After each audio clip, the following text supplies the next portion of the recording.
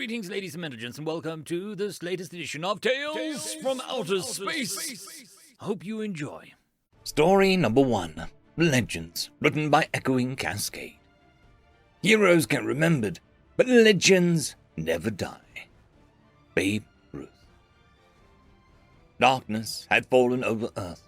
No, not metaphorically.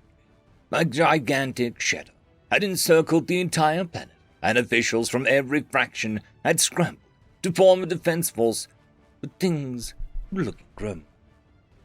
An alien race had chosen this moment to target the planet for plunder, but their aim was not minerals or other material resources. It was far more nefarious. They had disembarked near Volgograd and had demanded unilateral surrender. A small group of American troops had split from the bulk of the army and had to come to the meeting. Anthony. Who would have thought this was how things would turn out? John. What? I clearly remember the posters talking about alien invasions, right next to the one about how we will stop the access. Anthony smiled at the doctor. At this point, nothing fazed either of them, nor their small knot of soldiers who accompanied them. Must have missed it. You know, I'm not much with the details. Before John could answer, a form appeared in front of them. It looked vaguely humanoid, but with wings. It radiated a gold light which managed to break through the perpetual darkness since the aliens' arrival. Unknown. I am the fate that befits the impure. General of the Aurum, we are here to conquer this planet and take what is our right by the will of the three gods. Surrender, and your enslavement will be humane. The fate that befits the impure smiled at the last part. Anthony raised an eyebrow. As far as he was concerned, there was only one god, and he wasn't big on slaves. Sure. But answer me this, you and what army? The fate that befits the impure lifted his arms, and his commanded legion of pale gold figures emerged from the ships in the horizon. They each held what looked like a rifle of some sort. This army. Anthony whistled at the army and turned to John. You seeing this, Doc? Yes, they do look like a bunch of angry fireflies from here. The fate that befits the impure was going to smite these insolent creatures when something caught his attention. He walked forward and looked at their legs, or lack thereof. They had nothing below their knees. The fate that befits the impure. What? What is the meaning of this? What are you? Anthony looked embarrassed. The jig's up, John. He figured it out faster than I thought. John shook his head. I told you we should have come in a jeep. The fate that befits the impure looked at him again. Not with his eyes, but through the power the three gods gave him. The fate that befits the impure. Spirits, specters, abominations. Anthony looked rather insulted at this. Ghosts. The fate that befits the impure. Your people have sent their dead to surrender. Anthony shook his head. No, while the kids get their crap together, we'll hold the line. One last time. The fate that befits the impure was confused. The souls of the dead were supposed to be monsters who resented the living. Things that hate and malevolence. The fate that befits of the impure.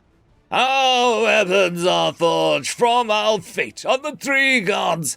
They will prove just as lethal to abominations that to creatures of flesh and bone.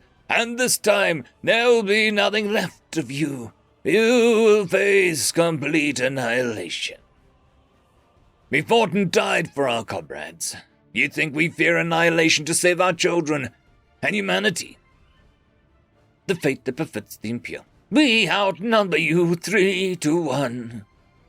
Anthony had a hard time holding back his laughter, while John began to cough. Yeah, the Russians are already getting ready to defend Stalingrad again. We held Bastogne against way worse odds than the Poles. Let's just say when we return to the camp, you'll be able to hear their laughter from orbit. He and John turned around and began to leave.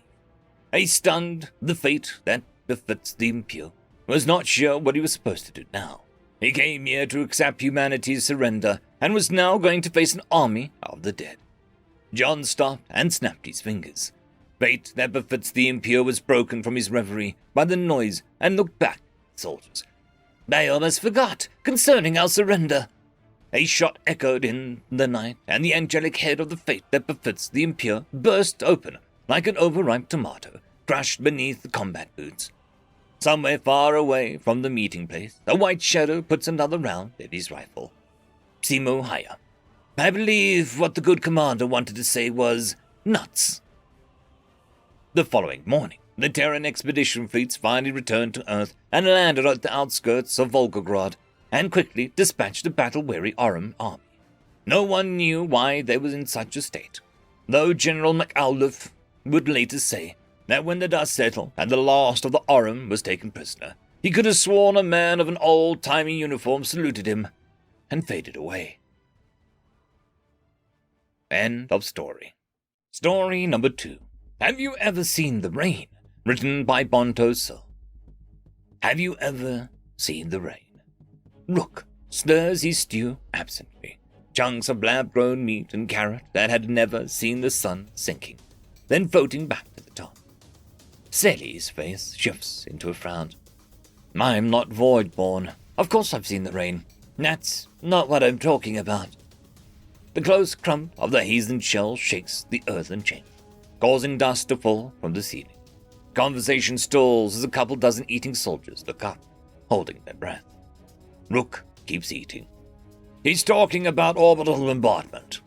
Haji takes a bite of his bread. The dark-skinned man has a faraway look in his eyes, but what he's thinking about, Sally can't pass. Then, no, I haven't. Rook nods. You will. 9th Division cleared the surface to orbit batteries last night. Fleet's coming in for a pass. Sally bolts up in shock. What, really? Does that mean we win? Rook laughs. It's hard, mirthless son. No. It just means that they're going to come at us with everything they have. Now that they can't hide under this big, nice SOR umbrella, they have to hug our lines so the fleet can't bomb them without hitting us. Oh. Sally looks back down at her food. Haji chimes in. Don't look so glum. It's going to feck up the logistics something fierce. Won't be able to sustain their attack for more than a week. That doesn't make me feel that much better.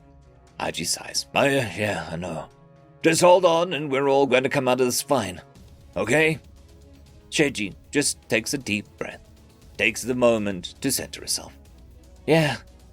Okay.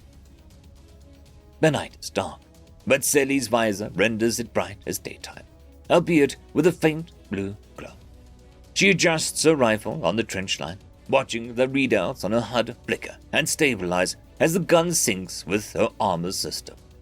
A whir and a flicker of motion catches her eye, and she turns to the side, preparing to dodge something. The railgun position to her right adjusts again, the glimmers of light on the side going green as the capacitors charge. You're high-strung, Haji finishes, putting his rifle back together and slams ammo into it, cocking the rifle but leaving the safety on as he slings it over his shoulder. Yeah, you told me an hour ago that we were going to be attacked. I wasn't lying. Just relax. Tension is the enemy out here. You're pissed, right? Rook grunts as he hauls his heavy anti-tank rifle up, sighting it at the opposite trench line. Sullen and dark. Most of it the underground anyways. Where's your visor? I'll put it on when it starts. I want to see the rain with my own eyes. Sadie makes a vague sound. She can't really figure out what else to say. For a time, there's silence on the trench line as the army prepares for something. The railgun twitches again. There they are. Haji points upwards to the sky and Sadie follows his finger. A constellation of stars moving fast against the night. It's not even really organized, just a clump of fast-moving points of light. Is that the fleet? Yep. Close pass. Then they'll swing out to void the rest of the surface to orbit batteries. They start flashing. Constellation flares, seemingly at random, in fits and starts and thuds, like the universe was trying to flash something to her in Morse code. And then, just and suddenly, it's over. That's it. Rook laughs. Not even close. Rain's still falling. He looks over at her, and his face is devoid of feeling. What? The earth heaves. She can't even see the rods, but she can definitely feel them.